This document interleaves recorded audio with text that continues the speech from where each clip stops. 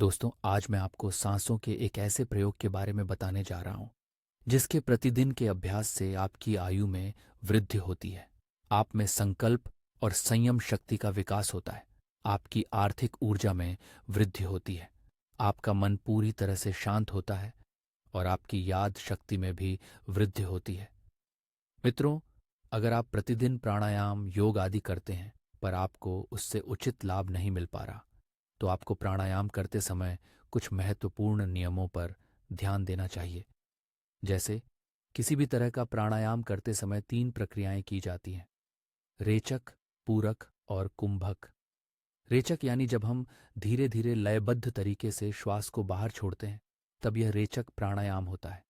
जब हम धीरे धीरे लयबद्ध तरीके से श्वास को अंदर लेते हैं, तब यह पूरक होता है।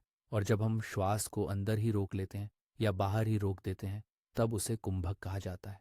दोस्तों, याद रहे, हमारे जीवन और शरीर के लिए सबसे जरूरी अगर कुछ है तो वह है श्वास।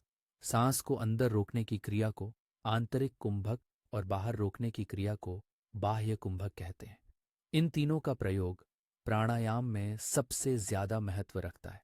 और दोस्तों, आज के इस वीडियो में हम चमत्कारी कुंभ प्राणायाम के बारे में ही जानेंगे।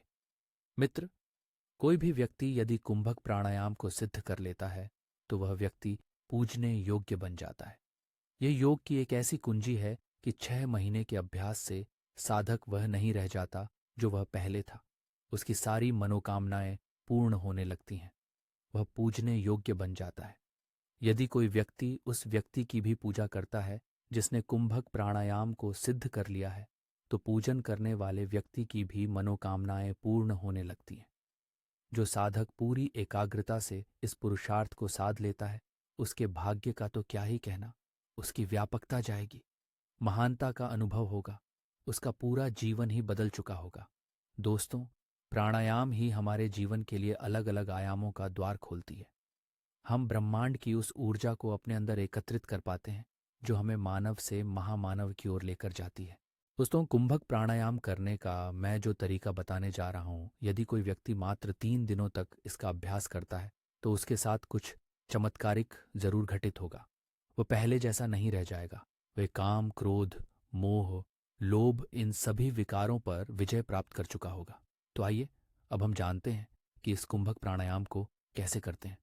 मित्रों, इस कुंभक प्राणायाम को करने के लिए आपको सुबह सुबह शौच आदि निपटाकर एक स्वच्छ आसन जैसे पद्मासन लगाकर सीधे बैठ जाना है। मस्तक, ग्रीवा और छाती एक ही सीध में रखनी है, यानी अपनी रीढ़ की हड्डी को सीधे रखते हुए बैठ जाना है। अब दाहिने हाथ के अंगूठे से दायां नथुना बंद करके बाएं नथुने से श्वास लेना है। वह मंत्र का मानसिक जाप जारी रखना है। ये पूरक होगा। अब जितने समय में श्वास लिया गया है उससे 4 गुना समय श्वास भीतर ही रोकना है। हाथ के अंगूठे और उंगलियों से दोनों नथुनों को बंद कर लेना है। यह अभ्यंतर कुंभक होगा। अंत में हाथ का अंगूठा हटाकर दाएं नथुने से श्वास धीरे धीरे देना है। यह रेचक हुआ। श्वास लेने में जितना समय लगाओ उससे 2 गुना समय श्वास में लगाओ और 4 गुना समय तक कुंभक करो, यानी श्वास को अंदर रोको। पूरक, कुंभक, रेचक, इन सभी का समय अनुपात 1:6:2 का होगा। यानी अगर आप 1 मिनट में श्वास को अंदर लेते हैं तो 6 मिनट तक श्वास को रोकना है और 2 मिनट में श्वास को देना है। इसी प्रकार जितने देर में आप श्वास लेंगे उससे 4 गुना तक श्वास को अंदर रोकना है और 2 गुना में श्वास को धीरे धीरे बाहर देना है। दाएं नथुने से श्वास पूरा बाहर निकाल दो। खाली होकर बैठ जाओ। अंगूठे और उंगलियों से दोनों नथुनों को बंद कर लो। यह हुआ बाह्य कुंभक। फिर दाएं नथुने से श्वास लेकर कुंभक करके बाएं नथुने से बाहर निकाल दो। ये हुआ एक प्राणायाम। इस समग्र प्रक्रिया के दौरान आपको मंत्र का जाप जारी रखना है। मानसिक मंत्र का जाप आपको लगातार करते रहना है। एक खास महत्व की बात यह है कि श्वास लेने से पहले गुदा के स्थान को अंदर लो, यानी ऊपर खींच लो, तब यह मूल बंद होगा। अब नाभि के स्थान को अंदर लो, यह हुआ उद्यान बंद। तीसरी बात, जब श्वास पूरा भर लो तब ठुड्डी को गले के बीच में जो गड्ढा है, कंठकूप, उसमें दबा दो। इसको जलंधर बंद कहते हैं। इन त्रिबंध के साथ यह प्राणायाम होगा तब यह पूरी तरह से लाभदायक होगा और आपको इसका चमत्कारिक परिणाम देखने को मिलेगा। आपको सबसे पहले अभ्यंतर कुंभक, उसके बाद बाह्य कुंभक करना चाहिए। अभ्यांतर कुंभक यानी जब आप श्वास को अंदर भरकर रोक लेंगे तब यह अभ्यांतर कुंभक होगा। जब आप श्वास को पूरी तरह से बाहर निकाल देंगे उस समय श्वास को रोकेंगे तब वह बाह्य कुंभक होगा। यानी सबसे पहले आपको अभ्यांतर कुंभक उसके बाद बाह्य कुंभक करना चाहिए। अभ्यांतर कुंभक जितना समय करो उससे आधा समय बाह्य कुंभक करना चाहिए। प्राणायाम का फल है बाह्य कुंभक। वह जितना ही ज्यादा तुम्हारा जीवन उतना ही ज्यादा चमकेगा। तन मन में स्फूर्ति और ताजगी।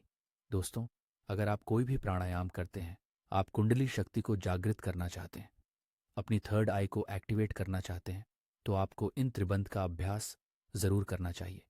बिना इसके आपकी कुंडली शक्ति जागृत नहीं हो सकती। इन त्रिबंध प्राणायाम की प्रक्रिया में एक सहायक और अति आवश्यक बात यह है कि आपकी पलकें गिरे नहीं। यानी आपको अपनी आंखों को इस तरीके से रखना है कि आपकी आंखें न तो पूरी तरह से खुली हों और न ही बंद हों। आपकी आंखें आधी बंद आधी खुली अवस्था में हों। इस स्थिति में आपकी आंखों की पलकें गिरती नहीं हैं। आपको इसी अवस्था में रहकर इन प्राणायाम को करना है। प्राणायाम करते समय आपको अपने गुरु या अपने इष्ट का ध्यान रखना है, और यदि आप कोई इष्ट या गुरु नहीं हैं तब आप अपनी सांसों को ही गुरु मानकर उस पर ध्यान केंद्रित करना शुरू कर दीजिए। यदि कोई व्यक्ति इस केवलीय कुंभक को सिद्ध कर लेता है और कोई दूसरा व्यक्ति उसकी पूजा करता है तो दूसरे व्यक्ति की मनोकामना भी पूरी हो जाती है। बहुत सारे लोगों के मन में यह सवाल उठ रहा होगा कि आखिर हम कैसे पता करेंगे कि हमारा यह प्राणायाम सिद्ध हो चुका है। तो दोस्तों, जब भी आपका यह प्राणायाम सिद्ध होगा तब आपका मन शांत हो जाएगा। मन की शांति और इंद्रियों की निश्चलता होने पर बिना किए भी कुंभक होने लगता है। प्राण अपने आप ही बाहर या अंदर स्थिर हो जाता है। बिना प्रयास किए ही कुंभक अगर आपका हो जा रहा है, आप कुंभक प्राणायाम कर रहे हैं, तब आप समझ सकते हैं कि आपका कुंभक प्राणायाम सिद्ध हो चुका है।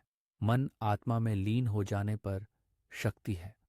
उनकी शुरुआती समय में चेहरे पर सौम्यता, आंखों में तेज, चित्र में प्रसन्नता, स्वर में माधुर्य, यह सब प्रकट होने लगते हैं। ध्यान करने वाले को आकाश में श्वेत कण दिखाई देने लगते हैं। जब आपको ऐसा कुछ दिखने लगे तो आपको समझ लेना चाहिए कि आपको ध्यान में सच्ची प्रगति मिल रही है। दोस्तों, जो भी व्यक्ति ध्यान या प्राणायाम में सिद्धि प्राप्त करना चाहता है उसके अंदर संकल्प की शक्ति मजबूत होनी चाहिए। वह संकल्पवान होना चाहिए। योग बल से अपनी मन की कल्पना को दूसरे को दिखाया जा सकता है। मनुष्य के अलावा के ऊपर भी संकल्प का प्रभाव है।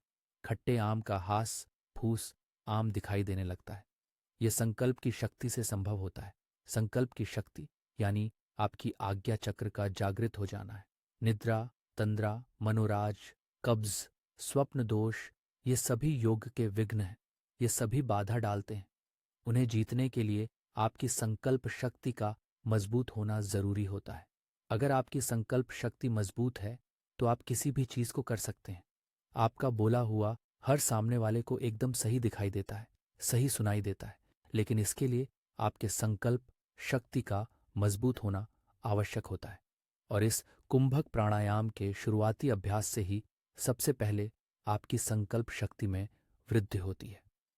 दोस्तों, मैं चाहता हूं कि आप मात्र 21 दिनों तक इस कुंभक प्राणायाम का अभ्यास करें और आपके अंदर जो भी बदलाव आए उसे आप हमें कमेंट में बताइए। मेरा पूरा भरोसा है कि आपके अंदर बदलाव आएगा। आपको यह जानकारी कैसी लगी, आप हमें कमेंट में बताइए।